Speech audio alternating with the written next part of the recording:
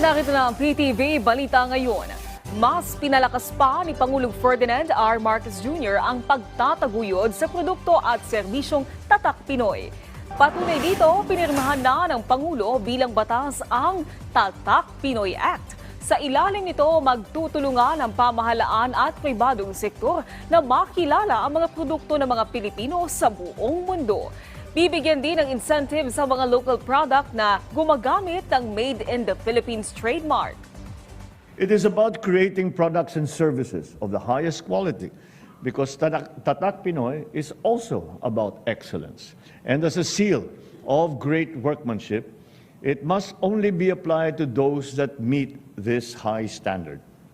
And as such, we shall give preference and priority to our products. Mamamahagi ng ayuda ang Department of Agriculture sa mga magsasaka sa Western Visayas, Ilocos at Zamboanga na apektado ng tagtuyot dahil sa El Nino. Kabilang sa mga ibibigay ng DA ang mga binhi at iba pang pananim o high-value crops na mas tipid sa tubig. Samantala, nagsimula na ang cloud seeding operations ng DA, katuwang ang DOST Pag-asa at Philippine Air Force sa ilang bahagi ng Cagayan Valley Region. Malaki ang naitulong ng pag-endorso ni Pangulong Ferdinand R. Marcos Jr. sa Gulayan sa Barangay Program ng Department of the Interior and Local Government. Ayon sa DILG, mula sa dating 2,000, nasa 27,000 na ngayon ang community gardens sa iba't ibang panig ng bansa. Binigyan din ng DILG ang hangarin ng Pangulo na makatulong ang community gardens sa food security. Samantala, alamin natin ang ibang balita mula kay Jessie Atienza ng PTV Cebu.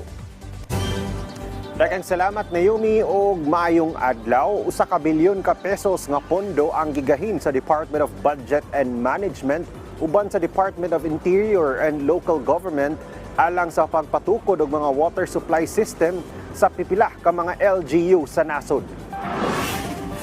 Mismo ang duha ka mga sakop sa gabinete ni Presidente Ferdinand R. Marcos Jr. ang tuyong mibisita sa Sugbo na sila DILG Secretary Benjamin Benher Abalos Jr. o Department of Budget and Management Secretary Amena Pangandaman para sa formal na pagpirma sa Support and Assistance Fund to Participatory Budgeting Program nga nagtutok sa pagpatukod o pagpaayo sa mga water supply system sa 75 ka mga LGU sa tibuok nasod. Before may mga patubig na, no? Although maganda, mas tinibayan pa niya dahil yung presence ng civil society rito. No? Pangalawa, at gusto kong emphasize to dahil kami ay nasa local government. Of course, lahat po ito ay dahil sa ating mahal na Pangulo sa Bagong Pilipinas program. Kaya nakakatuwa, sanipwersa ang different departments. Last year po kasi, yung World Bank nag-release po ng report. Parang it's a scorecard of sorts ng Sustainable Development Goals natin. And yung Sustainable Development Goal number 6 po is about water, sanitation, and access to potable and safe water.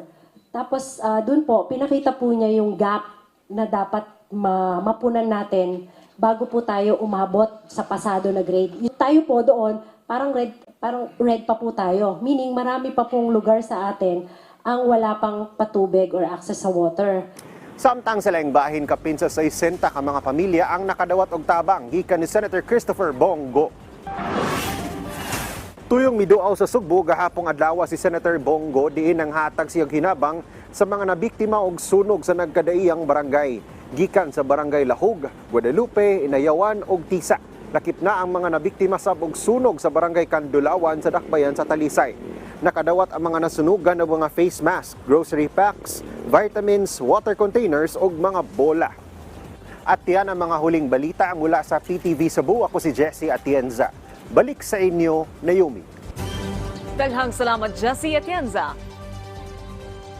At yan ang mga balita sa oras na ito. Para sa iba pang update, i-follow at i-like kami sa aming social media sites at PTV page. Ako po si Naomi Tiburcio para sa Pambansang TV sa Bagong Pilipinas.